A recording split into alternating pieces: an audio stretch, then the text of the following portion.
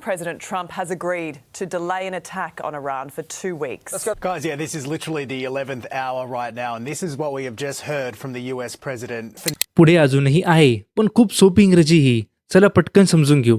ही news समजण्यासाठी तुम्हाला थोडासा बॅकग्राऊंड माहिती पाहिजे. तर झालं असं होतं की डोनाल्ड ट्रम्पने इराणला रात्री 8:30 वाजेपर्यंतची डेडलाईन दिली होती. का जर इराणने त्यांचा हॉर्मुझचा मार्ग खुला नाही केला तर रात्री 8:30 वाजता संपूर्ण इराणचा अंत होईल. सो बोललं असं जात होतं की डोनाल्ड ट्रम्प अणुबॉम्बचा वापर करतील. पण डेडलाईनला 1.5-2 तास बाकी असतानाच डोनाल्ड ट्रम्पने एक पोस्ट केली. त्याच्यामध्ये असं लिहिलं होतं का इराणवरती अटॅक करण्याची जी वेळ आहे ती 2 आठवडे पुढे ढकलण्यात आलेली आहे आणि हे 2 आठवडे युद्धविरामाचे सुद्धा असतील. पण यासाठी इराणला हॉर्मुझचा मार्ग लगेच सुरू करावा लागेल आणि याबद्दलचीच ही न्यूज आहे. President Trump has agreed to delay an attack on Iran for 2 weeks. President Trump has agreed म्हणजेच प्रेसिडेंट ट्रम्प सहमत आहेत. कशाला?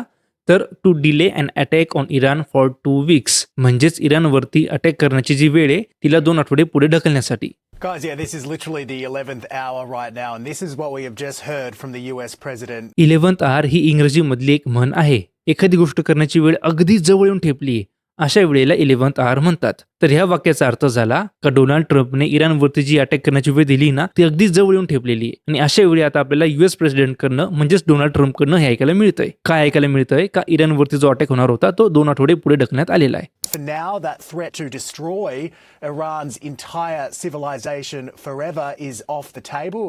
The deadline was just in an hour from now.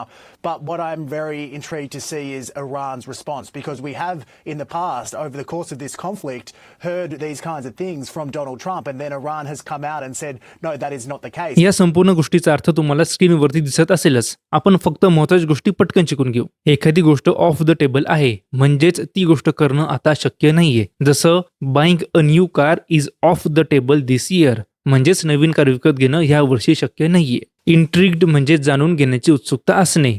जसं I am intrigued to see the exam result म्हणजेच मला परीक्षेचा निकाल बघण्याची खूप उत्सुकता आहे. या सर्व न्यूजमध्ये हॅज हॅव म्हणजेच प्रेझेंट परफेक्ट टेन्स सर्वात जास्त यूज झालेला आहे. हॅज हॅव इंग्रजीमध्ये कुठे आणि कसं वापरतात त्याच्या नोट्स टेस्ट याच्यावरती मी अगदी बेसिक पासून 9 व्हिडिओज असलेली एक सिरीज ऑलरेडी बनवलेली आहे. अकाउंटला व्हिजिट कराल आणि थोडंसं खाली जाल तर तुम्हाला ते व्हिडिओज मिळतील. किंवा जर तुम्ही कॉमेंटमध्ये ऑल पार्ट्स असं टाईप केलं तर तुम्हाला मी सर्व पार्ट्सची लिंक पाठवेल. इंग्रजी शिकण्यासाठी फॉलो आणि शेअर नक्की करा. थँक्यू.